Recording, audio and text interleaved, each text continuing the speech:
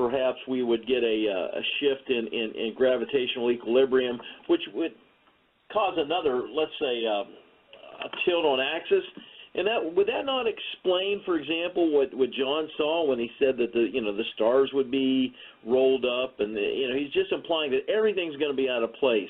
Do you think I'm correct? Example, what John saw when he said that the stars would be rolled up, and he's just implying that everything's going to be out of place. Do you think I'm correct in that assessment? Because I anticipate an event like this to happen very soon. Yes, actually, we're starting to see the beginnings of the onslaught.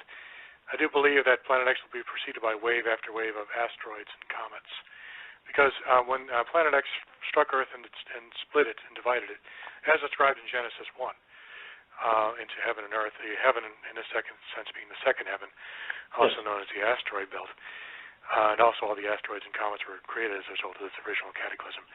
Basically, we're seeing and Planet X, it has a lot of this asteroidal and cometary material following it in its orbit around the sun.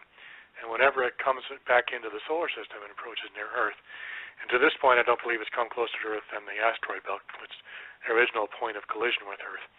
It may be that due to gravitational interactions with the outer planets, its orbit might be altered sufficiently so that it could come closer to Earth, close enough to cause significant gravitational differences, and cause Earth, for example, to reel to and forth like a booth, as described in one of the prophets. I forget which one.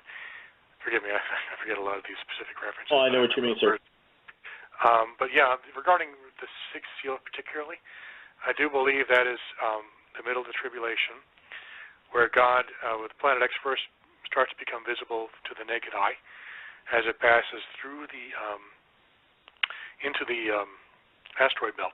It starts to form its comet-like tail, and its first dulls a kind of a glow red, as a dull glowing red, and it becomes progressively brighter and brighter white until it stands as Nibiru, as the Sumerians said, if you believe that sort of thing, which I actually do. I think they were right about that. Sumerians were geniuses for astronomy and very good at keeping track of such things. Well, they were. Yeah, and but specifically the sixth seal is actually a description of huge asteroids striking the Earth. And this is the stars of heaven falling to earth, even as a fig tree casteth her untimely figs. This is, and heaven departed as a scroll. When these massive asteroids hit, you have, the heaven rolling up and kind of being covered by this basically wall of dust that's thrown up by this stuff. And a lot of the sunlight and moonlight will be cut out. The sun will become like sackcloth and moon like blood because they'll be dimmed by this dust in the atmosphere. In fact, one-third of their light is covered. That means much of the horizons will be covered by this dust to the point where you can no longer see the sun and moon rising until they're pretty high in the sky. And that's what would happen if you had asteroids striking. You'd have massive amounts of dust in the atmosphere, causing them, sun and moon, to be dimmed, and to lessen the amount of time that they shed light in the air. So it makes perfect sense. And once again, the Bible. Yes, it does. Perfect scientific document, which is absolutely accurate. Brother Doug, I have a question, too, and I think we might have another caller. Caleb, our co-host, has a question perhaps here in a second. How often has Planet X made a passage through our solar system? And can you just talk about, maybe start from the first one that you would know of and bring us up to the last one? My theory is that it passes through roughly every 2,000 years. The recorded history ones are 4,000 BC, 2,000 BC, 0 AD BC. Those are three that we know of. Any relationship with the Noah's flood and the breaking of the fountains of the deep?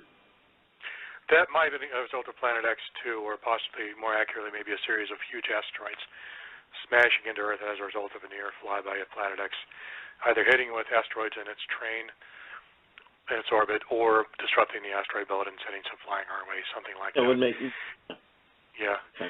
But it's because in order to, first of all, you'd have asteroids striking the sea. It would shoot up a huge amount of water into the air, which would precipitate out for weeks.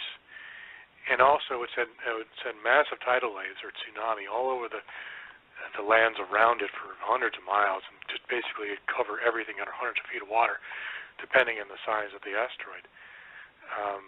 And this is why you have, woolly mammoths up in, in weird places piled atop of each other with daisies still in their mouth, fresh, as if they were flash frozen in place, solid in a matter of minutes.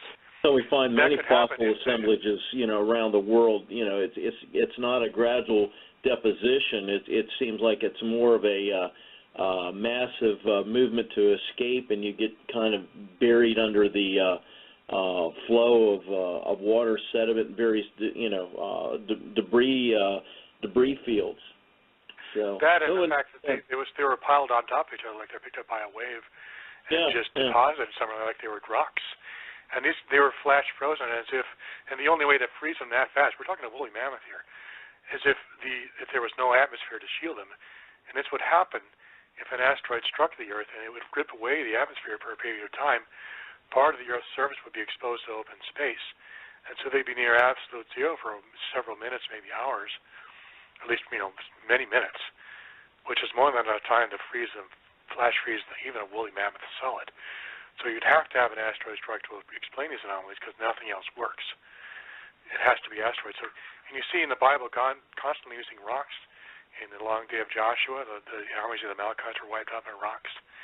Well, he's always used natural phenomena. It seems to to bring judgment on people. His universe, if you're not in balance with his universe, he'll use his universe to take you out.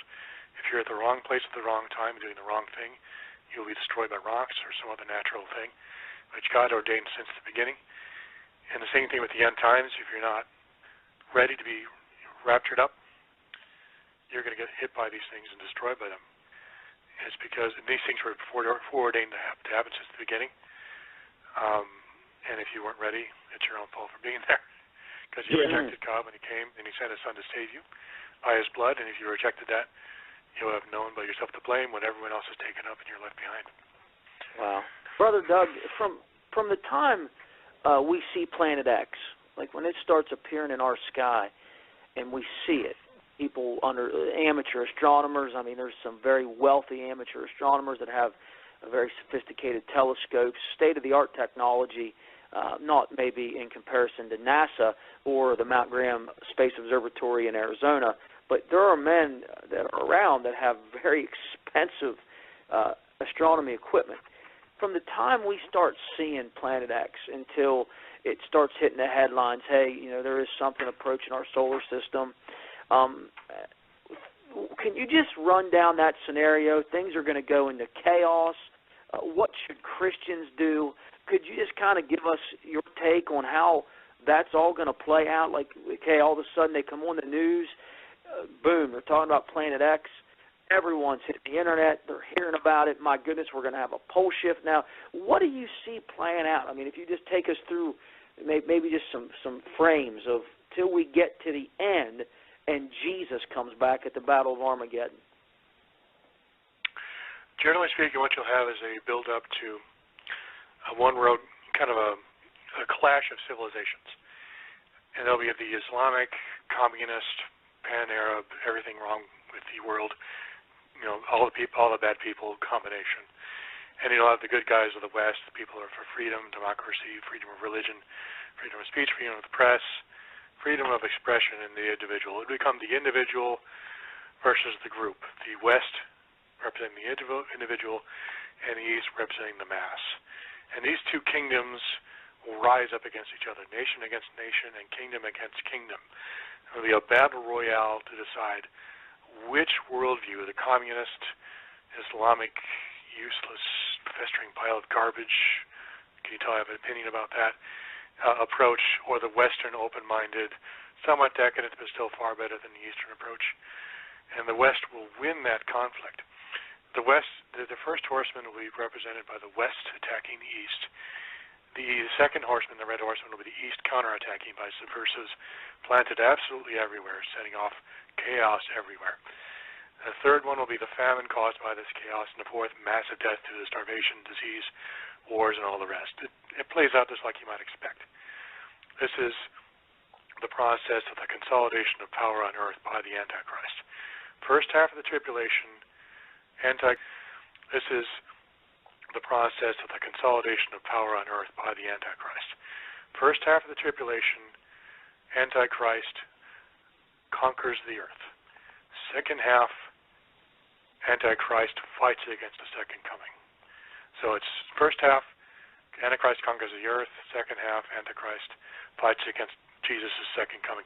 The whole point of the consolidation of the earth is to build up and unify a massive, powerful force of unified world governments and most specifically militaries to fight against the second coming of Christ. That's the whole point of it. And the whole point of it, this distribution of all the technology across the world, particularly China, building up to the point where they'll become a force to be reckoned with, is because to make the kings of the East, when the time comes, have weapons of war available to fight against the second coming. Nuclear weapons, powerful munitions of unknown nature, energy weapons, which we may not have seen since before the flood, in a similar time where mankind also fought against God, I believe.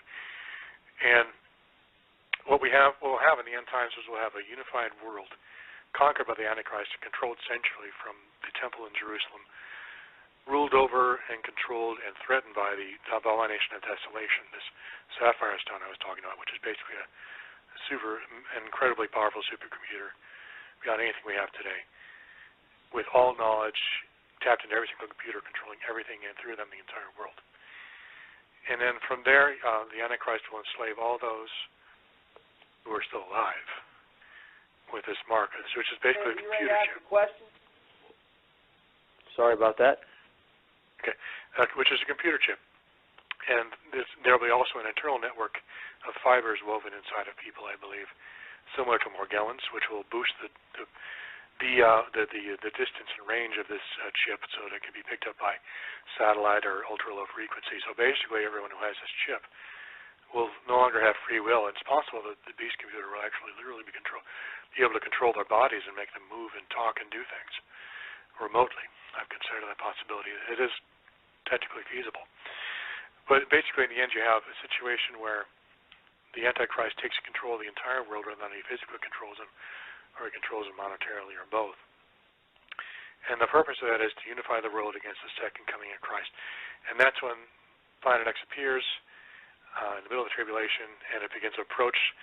Wave after wave of asteroids and comets start hitting the Earth, bombarding the Earth and softening it up for the final assault, which will occur just after the resurrection and described in Revelation 14.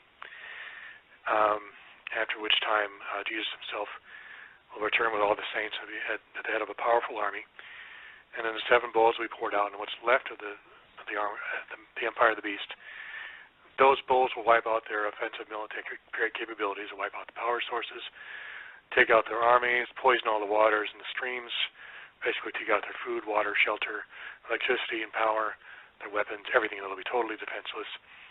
And then that's when Planet X, if it comes close enough, I'm not sure. If it comes close enough, it'll probably have a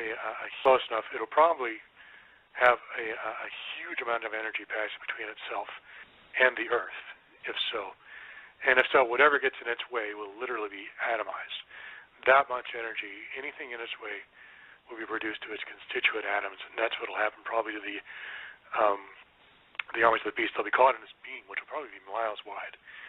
And it'll sweep through their army and render them down to the molecules and atoms. They'll be thrown up in the air as this horrible, bloody, gory cloud.